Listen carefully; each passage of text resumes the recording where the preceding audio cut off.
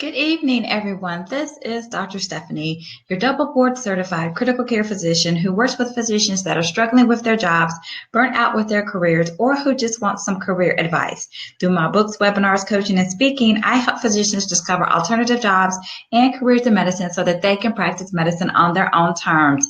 I hope all of my physician friends are enjoying National Physicians Week. I hope that you are being celebrated and appreciated for the great physicians that you are. This week, we have been hosting a series of Facebook Live discussions that have been designed to talk about issues that are affecting and impacting physicians practicing medicine here in the United States of America. So on Monday, we talked about the huge positive economic impact that physicians have, not only on their hospitals, but on their communities. Yesterday, we talked about America's love-hate relationship with physicians. And tonight, we are going to discuss the Physicians Lifestyle Report as reported by Medscape. Medscape did a survey that was recently released, and it revealed some very interesting things about the lifestyle of physicians here in the United States of America. But I just wanted to take a couple of minutes to ask you guys for a favor.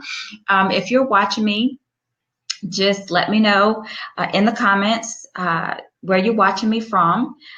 If you're watching me on replay, please type replay. If you like the comment, press the like button. If you love it, press the love button. And please feel free to share this post as many times as you would like. Like I said, we're celebrating National Physicians Week, and National Physicians Week was started by Dr. Kimberly Jackson and her organization, Physicians Working Together. I think this is the second or maybe the third year we are celebrating the whole week. Now, the week culminates on Friday with National Doctors Day. And why is it important to celebrate National Physicians Week? Because it is important that the general public knows who we are as physicians, what we have done, what we do every day, and how we impact their lives. And National Physicians Week is designed to celebrate physicians, those of us who are medical doctors, who have medical degrees, MDs, and DOs. So, like I said, on Monday, we talked about the positive economic impact of physicians. Last night, we talked about America's love-hate relationship with physicians. And tonight, we are going to talk about the 2018 Medscape Physician Lifestyle Report. And I think this is really interesting because it kind of gives some unique insight as to what physicians are kind of like outside the practice of medicine. So the first question that they asked physicians is whether or not you're actually happy outside of medicine. And for the most part, most physicians are very happy. 12% of physicians surveyed reported being extremely happy, 38% reported being very happy, and 26% reported being somewhat happy. Here. So for the most part, outside of medicine, most physicians are happy. Now, who do you guys think the happiest physicians are? Allergy and immunology, that surprised me. Dermatology, of course, I've never met a miserable dermatologist. They're all fabulous, have beautiful skin, and they're happy. But this was kind of surprising to me that emergency medicine physicians are actually report some of being happy outside of work. So the happiest doctors outside work are your allergy, immunologist, your dermatologist, and your emergency medicine physician. Now, who are the least happy doctors? And this makes perfect sense. The least happy doctors are oncologists, of course, based on the nature of their work. Public health and preventive medicine doctors are some of the least happy doctors outside of work as well. Now, the next question that this survey asked, the Medscape 2018 Physician Lifestyle Survey, asked whether or not physicians have a spiritual belief system. And most physicians do. 73% of the physicians who were surveyed reported having a spiritual belief system. This is down from 83% in 2012. And of those physicians that reported having a spiritual belief system, 76% stated that their spiritual belief system helped them manage stress. Now, what are some of the personality traits of some of the physicians that you know? 38% of the physicians that were surveyed reported being a mix of being both an introvert and an extrovert. And I would kind of say that's kind of me. I'm kind of middle of the road. I'm not one or the other. I just kind of am an introvert if I need to be one, extrovert if I need to be one as well too. So most physicians, 38% of physicians describe themselves as being kind of a mix, of both having introvert traits and extrovert traits. 28% report being extroverts. Now, who are the most introverted specialties? This is no surprise. Pathology, public health and preventive medicine, and rheumatology. So these three specialties report having most associating with the most introverts. Now, the most extroverted specialties include general surgery, urology, and OBGYN. Now, let's talk about relationships and families. In terms of this survey, this 2018 Medscape Physician Lifestyle Survey, most physicians are married, the vast majority, 77% of physicians are married, 5% of the physicians surveyed live with a partner, 11% of the physicians surveyed are single, and 5% of the physicians surveyed are divorced and have not remarried. Now, who do physicians marry?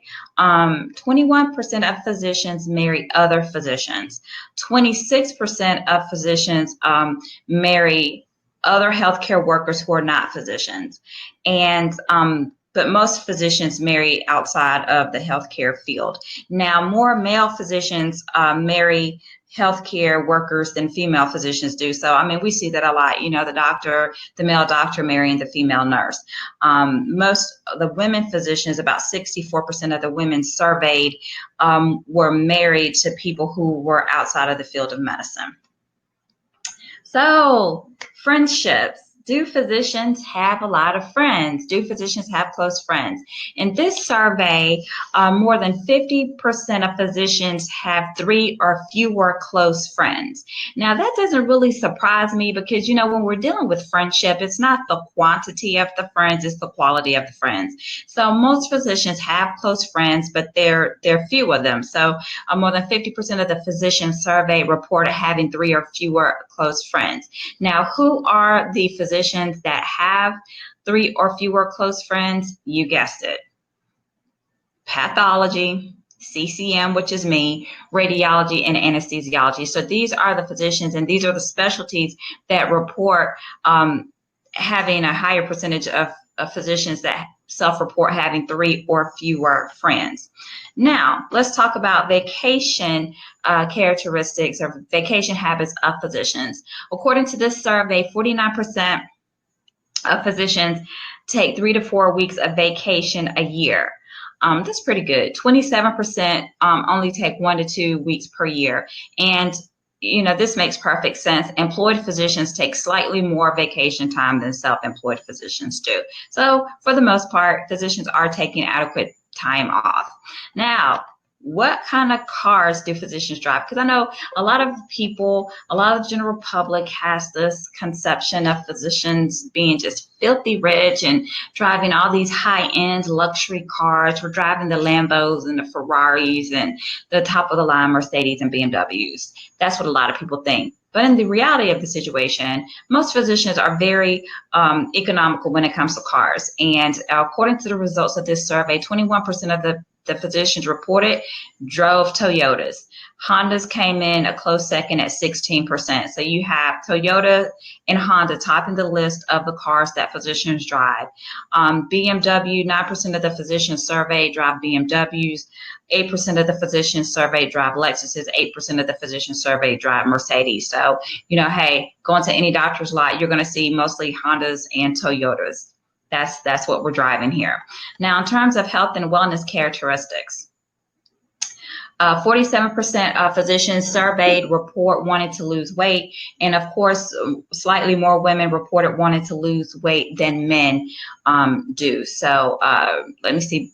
Women, 52% of the women surveyed stated that they would like to lose weight versus 45% of the men.